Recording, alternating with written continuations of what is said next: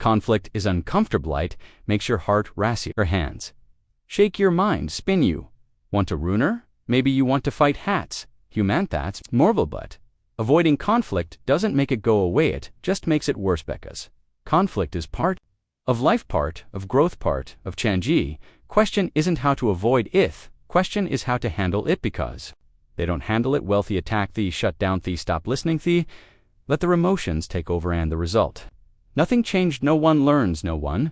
Win just, anger just, resonant just, division you've seen it, you've felt it, maybe in your family, maybe in your friendships, maybe in your community, or in the world at large. People don't just disagree anymore, they despise it, they don't just debate it, they destroy it. Not about ideas, it's about identity, and that's the real problem, because when conflict threatens your identity, it doesn't feel like a discussion, it feels like survival, like an attack on who you are and what you believe in, what you stand for, and that's why it feels impossible to change someone's mind best.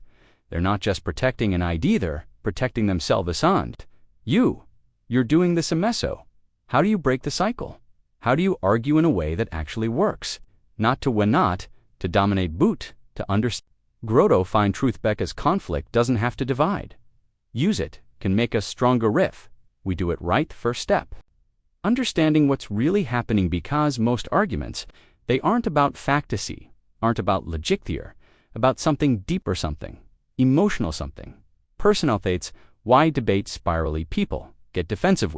No one listens. Suppose when someone challenges your belief, it doesn't feel like they're questioning an idea, it feels like they're questioning your identity, to her worth, your intelligence, your experience. And when that happens, you don't think, you shut down, you lash out, you fight to prove you're right, not to understand, not to learn, just to win. But what if winning isn't the goal? What if the goal is something else, something bigger, something more important, like clarity, like truth, like connection? Best conflict isn't the intimate vision, isn't division, doesn't come from disagreement, it comes from how we handle it, from way we are gethy, way we listen, way we react. And right now, most people react with fear, with anger, with rejection, and that fear, it creates walls between people, walls between ideas, walls that keep us stuck. But walls don't solve problems, bridges don't.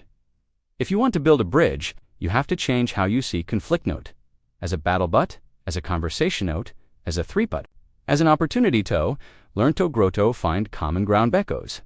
That's where change happens, not in the shouting, not in the blaming, but in the listening, understanding, willingness to see the other side of it when it's hard. Especially when it's hard. But how do you do that? How do you argue without turning it into a war? It starts with identity. Best, the moment someone feels their identity is under attack, the conversation is over. It doesn't matter how logical you are. Ariho right, you ariho obvious, the truth is he won't hear you, he can't be, because their brain is in defense mode, fight or flight, survival. And when you feel attacked, you do the semeso. What's the answer? You have to make it safe for them to listen, safe for them to think, safe for them to change their mind without feeling like they're losing themselves. And that starts with appreciation, not agreement, surrender, appreciation, where they're coming from, off why they believe what they believe, off the experiences that shape them. Back, does no one changes their mind when they feel attacked, but when they feel understood, that's different. That's when the walls start to lower. When real conversation begins. But appreciation isn't inu, you need something else. Yasina, sense of connect. Yona, reminder that you are not enemy stat, you are not fighting for different sides. Thought, beneath the argument, beneath the differences, there is something shared, something human, because the truth is most conflict isn't about fact, it's about belonging. People cling to their beliefs because those beliefs make them feel safe, make them feel part of something, make them feel like they may turn. If you rip that away, they won't thank you, they'll hate you, they'll dig in deeper, not because they're right, not because they even fully believe what they're saying, but because they refuse to be alone, because they refuse to be wrong. So if you want to argue effectively, you have to give them something else, a way to shift their perspective without feeling like they're losing themselves, as a way to see a new truth without feeling like they're betraying their old one thoughts. The key thoughts, the only way minds change, not through force, not through shamithro, connection, through trust, through respect. Ruse, the moment someone feels respected, they stop fighting to prove themselves, and They start listening, but here's the hard part: you have to go first. You have to be the one to change how you approach conflict, Evan.